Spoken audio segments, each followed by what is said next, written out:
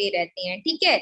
मतलब जो हवाएं हैं वो चलती रहती है, काफी स्ट्रॉन्ग विंड वहां पे चलते रहता है, जिसकी वजह से जो टाइड्स होती हैं उनमें क्या जनरेट होता है, वेव जनरेट होता है। और ये वेव भी काइनेटिक एनर्जी का ही एक फॉर्म होगा, जो क्या करता है, इलेक्ट्रिसिटी जनरेट करने के लिए। जैसे टाइड से टरबाइन को रोटेट कर रहा है तो ऑब्वियसली सी बात है उसके वेव की वजह से जो एनर्जी जनरेट हो रही है वो भी क्या करेगी, जो टरबाइन है उसको रोटेट करेगी। और उस टरबाइन से हम क्या कर सकते हैं, जनरेटर को एक्टिव करके इलेक्ट्रिसिटी जनरेट कर सकते हैं।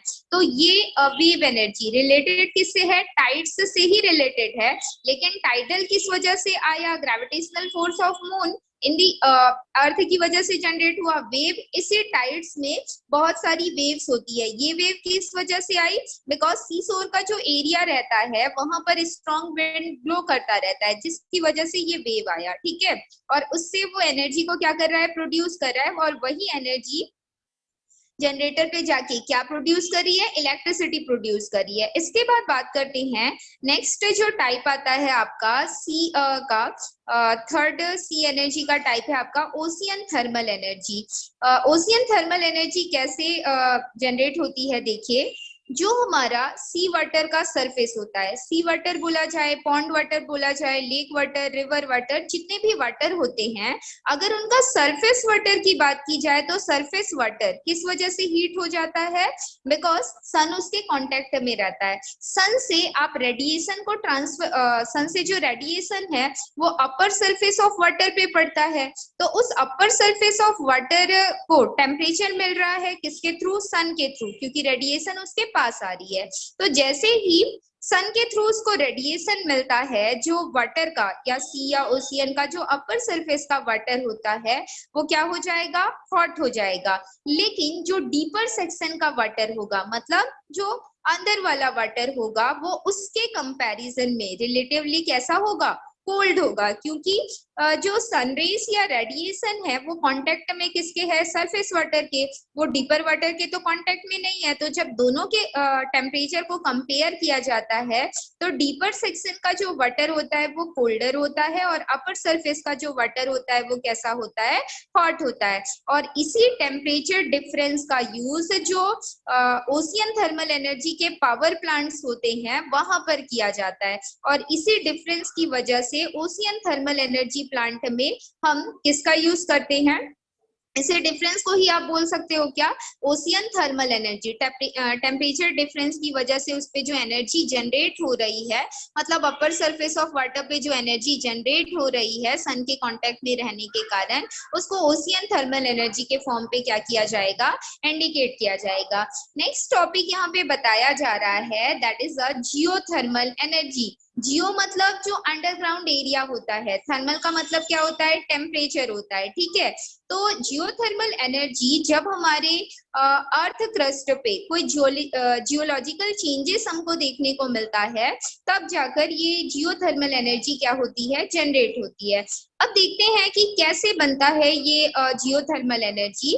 तो आप सभी जानते हैं कि अर्थ क्रस्ट का जो रीजन है या डीपर एरिया जो होता है वो काफी ज्यादा क्या होता है, हॉट होता है, क्योंकि वहां का टेम्परेचर काफी ज्यादा होता है, जिसकी वजह से वहां पर आपको मोल्टेन रॉक्स देखने को मिलेंगे। अंडरग्राउंड पोर्शन या deeper portion of our earth crust की बात की जाए तो ये इस मोल्टेन रॉक को या इस टेम्परेचर को पुश अपवर्ड करते हैं, ठीक है, मतलब ऊपर के साइड पे धकेलते हैं, तब जाके ये कुछ रीजन में क्या हो जाता है, ट्रैप्ड हो जाता है। क्या ट्रैप्ड होता है, जो मोल्टेन रॉक्स है या हॉट ऑब्जेक्ट है वो जब हाई टेम्परेचर बढ़ा तो प्रेशर भी बढ़ेगा, तो मोल्टेन रॉक्स जैसे जैसे मेल्ट होते जाएंगे तो वहां पर जो भी जियोलॉजिकल चेंजेस हो रहा है वो उस मोल्टेन रॉक को क्या करेगा, अपवर्ड डायरेक्शन पे उसको प्रेशर की वजह से आप बोल सकते हो अपवर्ड डायरेक्शन में पुश्ड करता है।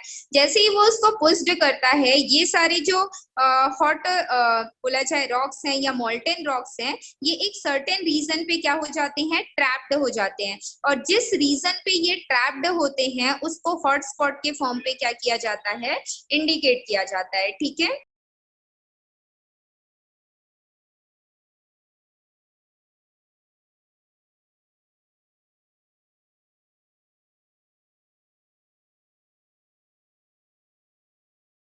इसके बाद देखिए होगा क्या, अंडरग्राउंड वाटर पे जो आपका हॉटस्पॉट का रीजन बना हुआ है हाई टेम्परेचर के कारण, वो हॉटस्पॉट के रीजन पे जब कोई अंडरग्राउंड वाटर उसके कांटेक्ट में आता है तो वो वाटर क्या जनरेट करता है, स्टीम जनरेट करता है, क्योंकि वो जो वाटर है वहां पे हॉट हो जाता है और उसके बाद वो स्टीम में कन्वर्ट हो जाता है। जैसे ही वो स्टीम में कन्वर्ट हुआ वहां पर एक प्रेशर जनरेट होगा, वो उस प्रेशर की वजह से जो स्टीम वहां पे बना हुआ है वो स्टीम वहां से निकलने की कोशिश करेगा। तो जहां से वो निकलने की कोशिश करता है that is called a outlet, उसको क्या बोला जाता है, आउटलेट बोला जाता है। और इसी आउटलेट को हम किस फॉर्म पे इंडिकेट करते हैं, हॉट स्प्रिंग के फॉर्म पे इंडिकेट करते हैं। ठीक है, मतलब कहीं कहीं पर आपको देखा जाएगा कि हॉट वाटर का एक हॉटस्पॉट रीजन है बोला जाता है, ये उससे रिलेटेड नहीं है, एक इन्वायरमेंट में भी होता है, आपने पढ़ा होगा हॉटस्पॉट, वो अलग है। ठीक है, यहाँ पे किस वजह से जियोथर्मल एनर्जी से रिलेटेड ये हॉटस्पॉट रीजन हम पढ़ रहे हैं। हॉटस्पॉट रीजन उसको भी बोला जाता है जहाँ पर डाइवर्सिटी ऑफ ऑर्गेनिजम्स हमको देखने को मिलता है। ठीक है, तो यहाँ पर जो भी स्टीम बना अब वो प्रेशर की वजह से मैम वहां एक से बार फिर निकलने से की बताओ कोशिश ना, करेगा, हॉटस्पॉट क्या होता है? वहां से मैम वो समझ में नहीं आया। करता है, उसको आउटलेट बोला जाता है। और इसी आउटलेट को हम हॉट स्प्रिंग के फॉर्म पे क्या करते हैं, इंडिकेट करते हैं। लेकिन जब वो निकल नहीं पाता, हाई प्रेशर की वजह से जब उसको रास्ता नहीं मिल पाता, तो कुछ पाइप के थ्रू इस स्टीम को क्या किया जाता है, निकाला जाता है। ठीक है, पाइप के थ्रू इस स्टीम को निकालकर इस स्टीम का यूज जो टरबाइन को होते हैं उनको स्पिन करने के लिए किया जाता है। जैसे जैसे टरबाइन स्पिन करता जाता है वैसे वैसे आपका जनरेटर एक्टिवेट होता जाएगा, और जनरेटर एक्टिवेट होकर क्या प्रोड्यूस करता है, इलेक्ट्रिसिटी प्रोड्यूस करता है। ठीक है, इसका जो कॉस्ट ऑफ प्रोडक्शन है वो काफी ज्यादा नहीं होता है, और जनरली ये एक कमर्शियबल वायबल साइट्स है, आप ये भी मान सकते हो। और इस टाइप का जो जियोथर्मल एनर्जी है आपको इसका पावर प्लांट्स ओनली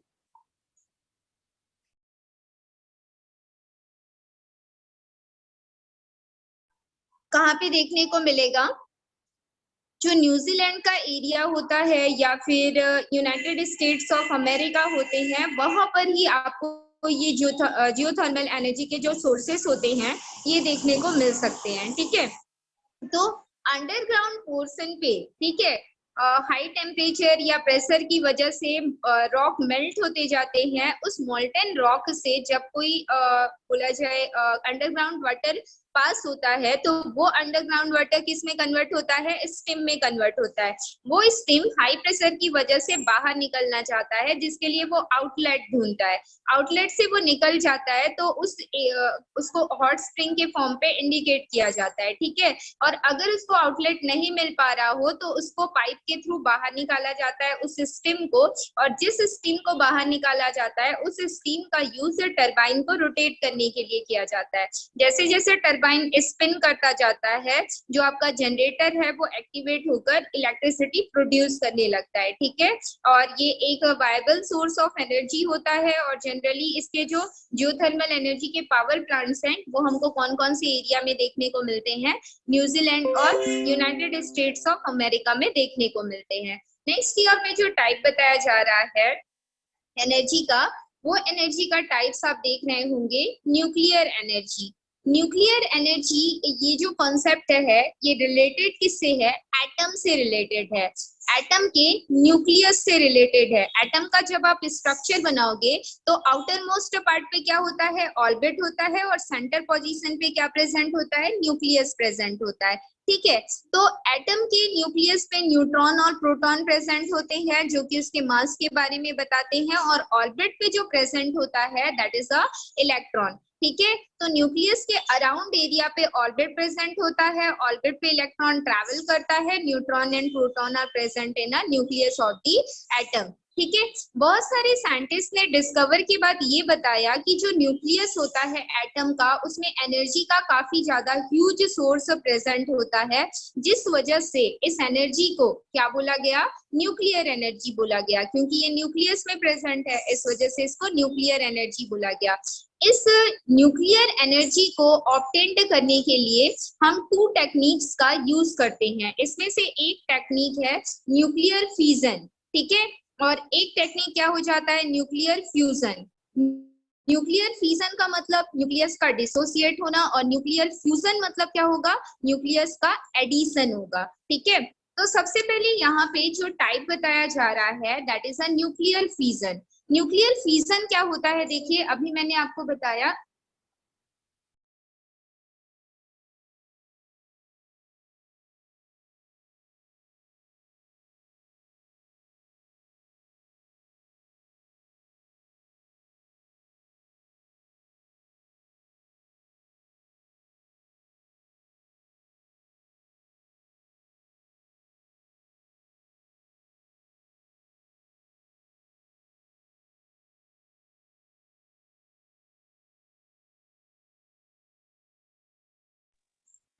चलिए, तो न्यूक्लियर एनर्जी रिएक्शंस के लिए आप टू टाइप के रिएक्शंस को यूज कर सकते हो। एक आपका न्यूक्लियर फिजन होगा और एक आपका क्या होगा, न्यूक्लियर फ्यूजन होगा। तो न्यूक्लियर फिजन में क्या होता है, मैंने बताया जो न्यूक्लियर फिजन होता है आपका, इसमें न्यूक्लियस क्या होते हैं, डिसोसिएट होते हैं, और जो न्यूक्लियर फ्यूजन होता है आपका, इसमें न्यूक्लियस क्या होता है, ऐड होता है। तो न्यूक्लियर फिजन में अगर न्यूक्लियस डिसोसिएट होगा तो किस हिसाब से वो डिसोसिएट होगा, ये आपको देखना है, ठीक है। न्यूक्लियर फिजन की अगर बात की जाए तो इसमें ऐसे न्यूक्लियस को लिया जाता है, कोई भी हैवी एटम का वो न्यूक्लियस होना चाहिए। सारे के सारे जो एटम्स होते हैं वो हैवी नहीं होते, कुछ ही एटम्स ऐसे होते हैं जिसके न्यूक्लियस पे ह्यूज अमाउंट ऑफ एनर्जी का जो सोर्सेस है वो प्रेजेंट होता है, ठीक है। ऐसे एटम कौन कौन से होते हैं, ऐसा एग्जाम्पल देखा जाए तो जैसे आपका यूरेनियम है, प्लूटोनियम है, थोरियम है, ये ऐसे एटम्स हैं जिनके न्यूक्लियस पे huge amount of energy present होता है, और इनको हैवी एटम के फॉर्म पे क्या किया जाता है, इंडिकेट किया जाता है। इन अ न्यूक्लियर फ्यूजन प्रोसेस, जब किसी हैवी एटम पे लो एनर्जी न्यूट्रॉन्स का आप क्या करते हो, बम्बार्डमेंट करते हो, तो इसके जो न्यूक्लियस होते हैं वो क्या कर जाते हैं, स्प्लिट कर जाते हैं। और आफ्टर स्प्लिटिंग प्रोसेस कैसा न्यूक्लियाई बनाते हैं, लाइटर न्यूक्लियाई, मतलब उनके कंपैरिजन में वो जो न्यूक्लियस होता है वो कैसा हो जाएगा, ये हैवी वेट का था तो ये लाइट वेट का हो जाएगा, ठीक है। तो ऐसे न्यूक्लियस का हम डिसोसिएशन प्रोसेस किस हिसाब से करते हैं, मतलब कोई हैवी न्यूक्लियस है उसका न्यूक्लियर फिजन कराना है, मतलब न्यूक्लियस को डिसोसिएट करना है। तो न्यूक्लियस को डिसोसिएट करने के लिए लो एनर्जी के जो न्यूट्रॉन्स होते हैं ऐसे एटम्स का बम्बार्डमेंट करते हैं हैवी एटम पे। जैसे ही उसका बम्बार्डमेंट करेंगे, ये जो हैवी न्यूक्लियस या हैवी एटम होगा या हैवी एटम का जो न्यूक्लियस होगा वो क्या हो जाएगा, डिसोसिएट होगा। डिसोसिएट होने के बाद वो एक प्रोडक्ट बनाएगा, वो जिस प्रोडक्ट को बनाएगा उसका न्यूक्लियस कैसा होगा, लाइटर वेट का होगा, ठीक है। जैसे अगर आप ओरिजिनल न्यूक्लियस की बात करेंगे तो ओरिजिनल न्यूक्लियस का जो वेट है इस प्रोडक्ट के कंपैरिजन में कैसा होगा, मोर होगा। और ये तब हुआ जब हमने किसी अनदर प्रोडक्ट्स के साथ उसका क्या कराया है, बम्बार्डमेंट।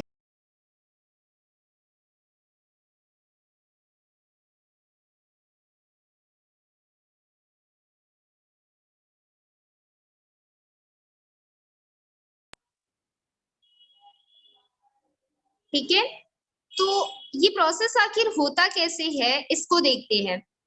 जब ये डिसोसिएशन होता है तो लाइटर वेट के प्रोडक्ट तो बनेंगे, लेकिन साथ ही साथ इसमें सम अमाउंट ऑफ क्या बनता है, जो न्यूट्रॉन्स है वो बनता है। जब हम एक यूरेनियम के न्यूक्लियस को बम्बार्ड करते हैं तो ये हमको कितने न्यूट्रॉन्स को गिव करता है? 3 न्यूट्रॉन्स को गिव करता है और 2 हमारे प्रोडक्ट बनेंगे। मान लो ए एक प्रोडक्ट बना और बी आपका एक प्रोडक्ट बना।